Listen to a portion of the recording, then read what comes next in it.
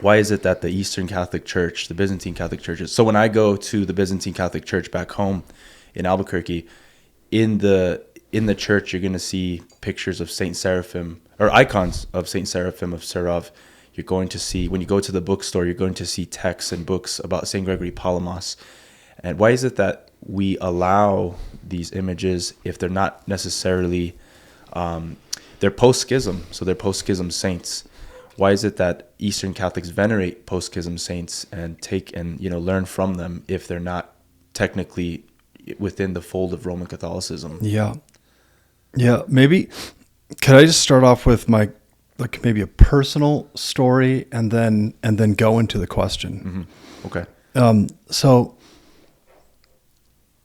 the way that we fall in love with the saints is that as we're living our lives, hopefully in holiness, we open the books of the saints and they tell us about the life we're experiencing, and they're able to tell it to us in a way that's clairvoyant.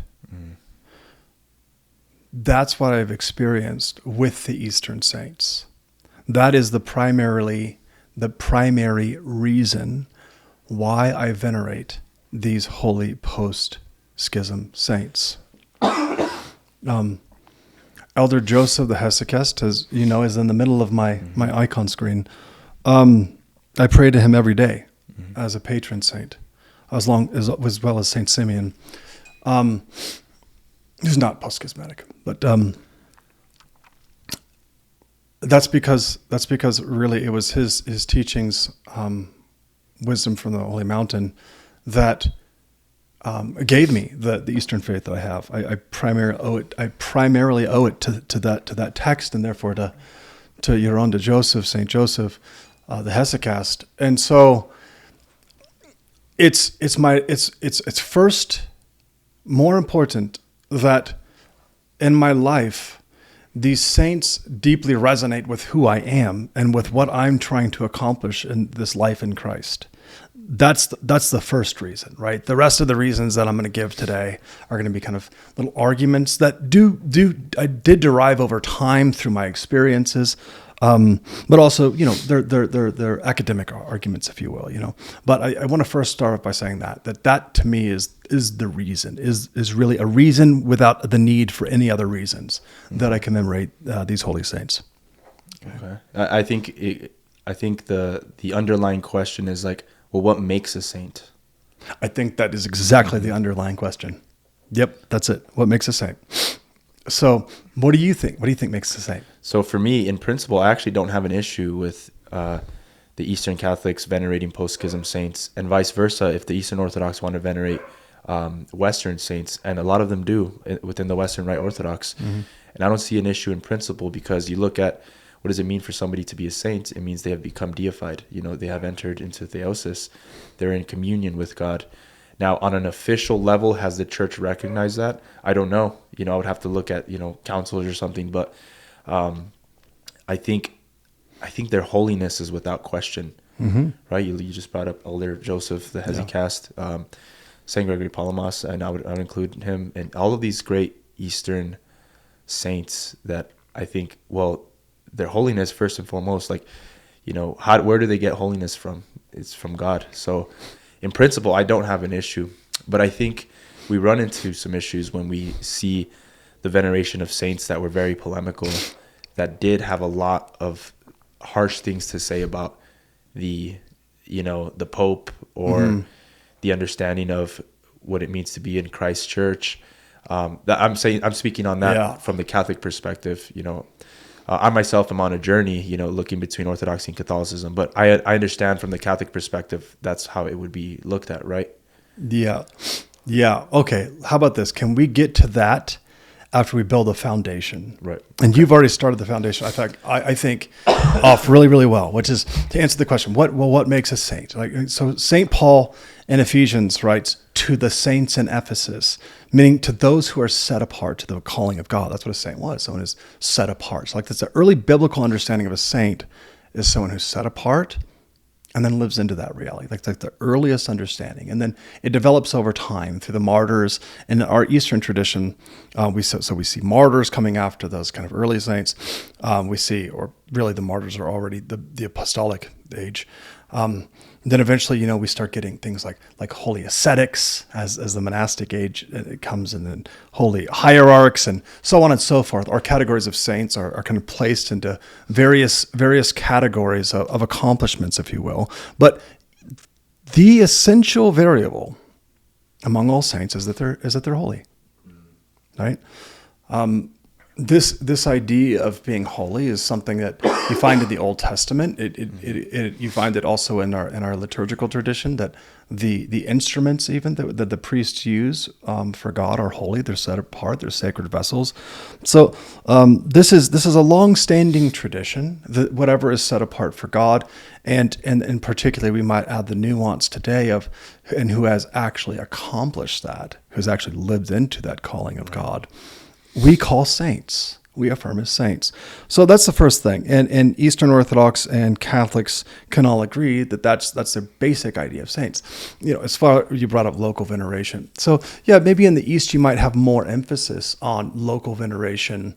But all the way already in the life of Padre Pio, people were experiencing miracles of what do they call that? Circum where he's like showing up in one place. Bilocation? Bilocation, there you go. Like, you already had people who are semi-venerating. So I don't see a necessary strong distinction there. Maybe just one of emphasis. The Catholic Church has formalized the process, right? That threefold process. But there's nothing that necessarily within any of that either contradicts. It's just we've placed our saints in different kind of categories. But your hunch is I think absolutely right. So the first thing that we have to understand is what makes a saint is their holiness. So, but the counterpoint to that, like to just be very clear, what makes a saint is not that they're a good historian, right? So saints can be wrong about historical facts. Right. What makes a saint isn't that they're good scientists. And furthermore, and this is stretching the point a little bit, but this is furthermore, saints are not necessarily those who have answered the question of disputed issues. You have throughout history lots of what we call questioni disputate. Augustine wrote his retractions at the end of his life. You have Maximus writing about this questione disputate in the Orthodox tradition. This is called a theologomena. It's a personal opinion. Now, the saints don't need to be right about all of their personal opinions. So that's a really helpful clarifier, right? Because that just did away with almost every argument about how a saint is polemical at times, or how a saint it contradicts at times, how a saint is unfairly representing someone at times. That's not what made them a saint. Right. So thank God, having omniscience is not an attribute of a saint. Right. Because even within the Roman Catholic Church, the Roman Catholic saint, you look at Saint Augustine, he was wrong about a lot of things. So we can recognize that. Thomas Aquinas, right? Immaculate Conception. So Catholics would have to say, no, Thomas Aquinas also fallible. Right. So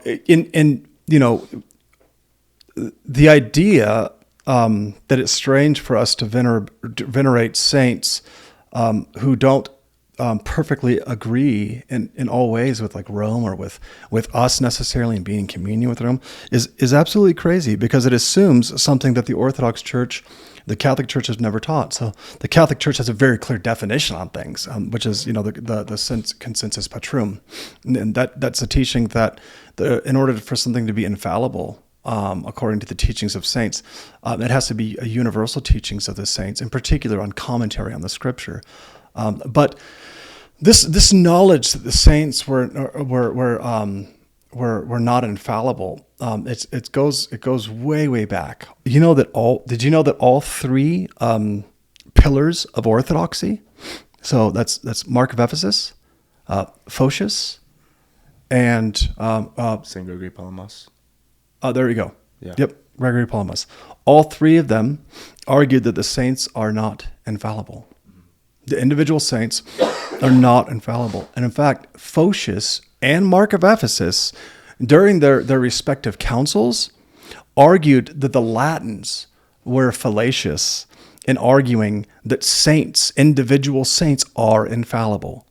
So it is the teaching of the hierarchs of the Orthodox faith that individual saints are not to be understood as infallible. So this recent phenomenon you see in like some forms of pop orthodoxy, where like the saints are the infallible guides, like not like to the detriment sometimes of the ecumenical councils. Even like you find this in a book by Father Meletius, that the saints actually are more primary than the ecumenical councils. This idea, or the idea that they're above the authority of the church.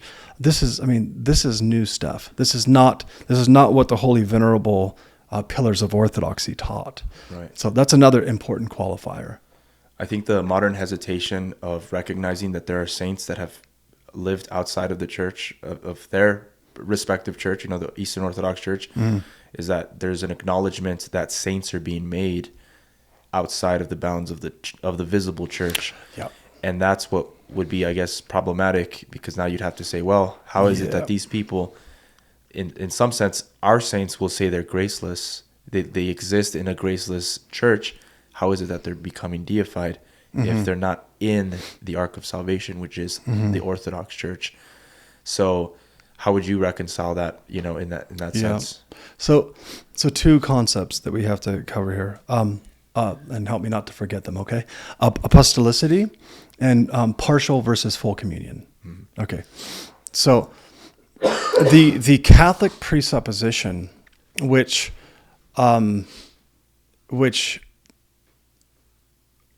affirms the theology that I'm already experiencing in my life, which I mentioned at the beginning, is number one, that Catholics affirm the full apostolic validity of the other Orthodox churches. Now, I understand that the Catholic Church will teach that there's a limitation in the sense of not being in full communion with the Pope of Rome. So I don't want my detractors to say that I didn't mention that. Okay, I'm mentioning that.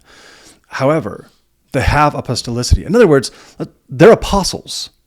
They are apostles. Imagine the time that Peter and Paul were at odds with one another.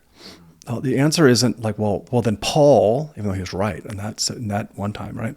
The answer isn't that Paul is no longer an apostle. That was never the answer, right? It's no longer that Peter is no longer an apostle. They're apostles.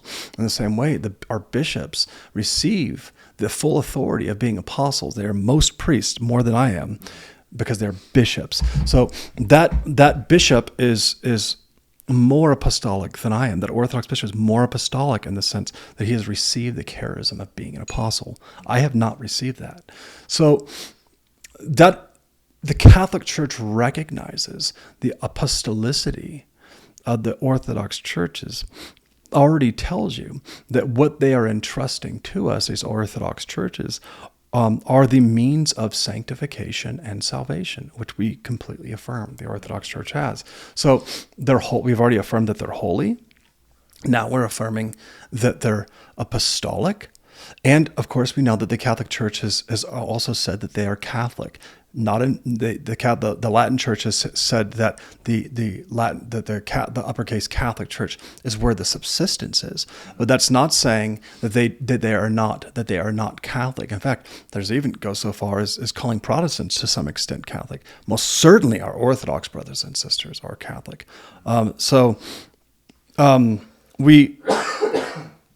We understand that they teach the universal faith, that which has been taught at all times and all places by all people. So they have all the markers necessary for holy guides to draw us into closer communion with God, excluding the one thing is that they don't affirm necessarily a Catholic understanding of the papacy. But here's the truth: it's always been that way.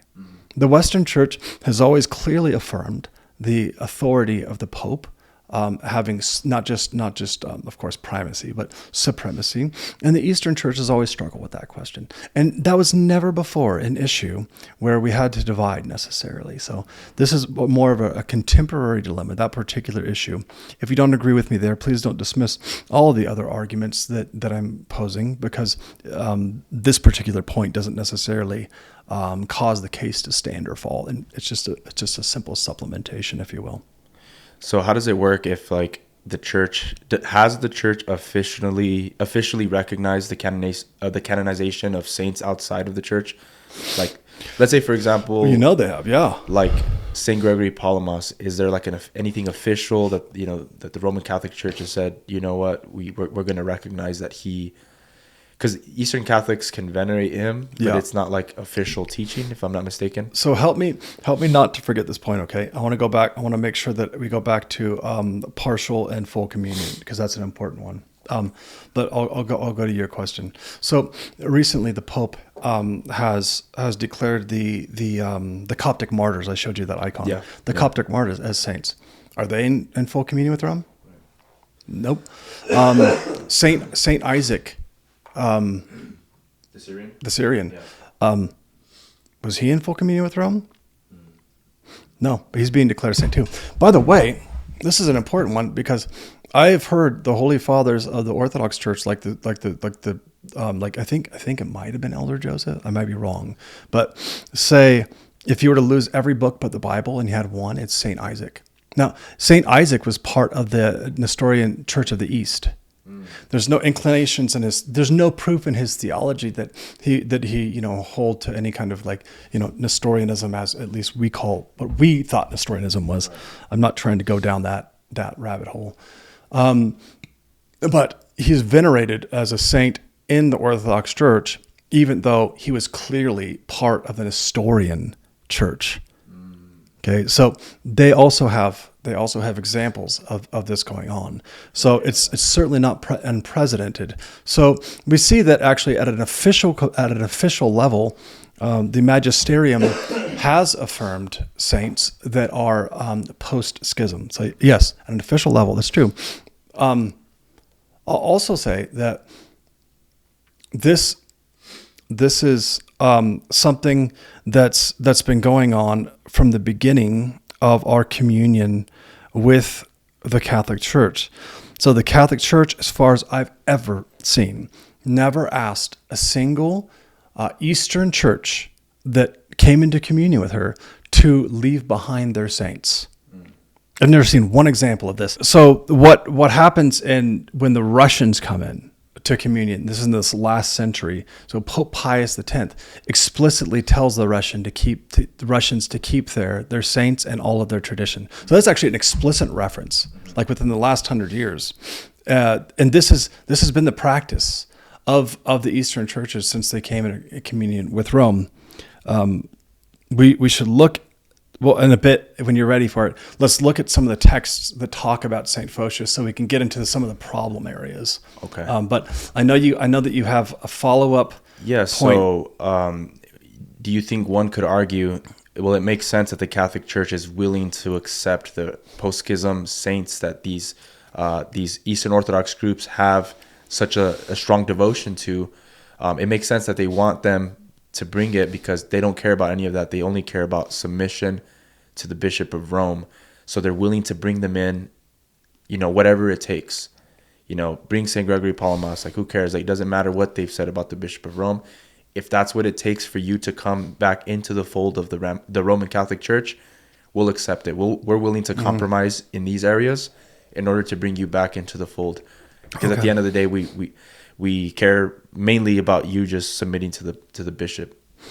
So I can see that social commentary, and let's deal with that social commentary in a second. But let me just first talk history, and then we can talk about the social commentary. So, is it true that the Roman Church has been willing to historically fold in order to bring Easterners back in? Absolutely not. Look at the Council of Brest. Look at the Council of Ustrod. Look at the agreements at Florence. Look at those. Brest and Ustrod, by the way, follow up on Trent, and so have a lot of the same kind of implications. There's plenty of stories with these same people who are detractors he just brought up would love to mention. There have been plenty of occasions throughout history where you actually have Latin suppression. So, in fact, our detractors would love to point out that even today in canon law, there still is this universal jurisdiction, universal authority, something that feels very, very atypical or non-Eastern from our mindset. So, like that, if the Roman Church was that willing to just I almost used an expression I shouldn't. But the Roman Church is just willing to capitulate. It's like, no, historically, that hasn't been the case. They haven't shown that they're just willing to capitulate. But when it comes to our spirituality and our Eastern heritage, there's been a consistency with Rome to affirm that we have the right, and in fact, we're actually exhorted and we're commanded to return to our Eastern roots. So historically, that's just not accurate. Like, the Pope didn't have to declare all of these Coptics saints. He didn't have to declare Isaac. I mean, you could say that he's just trying to get people to kiss the ring. It's like, well, look, what we're talking about is stuff that's based in the actual teachings of the Catholic Church. Like, they're apostolic, and I was going to talk about, like, they have partial communion with us, and there's levels of communion, which, by the way, the Orthodox also would have to affirm, they could disaffirm Bartholomew, but in 1965, he and J.P. Tus lifted the mutual excommunication. Well, what is that? But a form of partial communion. I think it was JP2 that had some. I think he added Saint Gregory Palamas and Saint Thomas Aquinas to, like, some. You know what I'm talking about? He added them together as an expression of that fraternal love between East and West. No, I thought it was like a really cool. I love gesture. it though. I love it, and I think that the distinctions between Palamas and Aquinas are there. I don't think the metaphysics are necessarily what. Definitely, I don't think it's what makes you truly Catholic. You can pick your expression as metaphysics as you wish. There's no dogmatic statement on if you have to pick between Bonaventure, Aquinas, or Palamas or something. So I love it. I think you can read both and still maybe come out on one direction. I mean, I'm typically more Palamite in my processing, but that's not like a dogmatic issue where we're going to say you can't be Catholic because of that.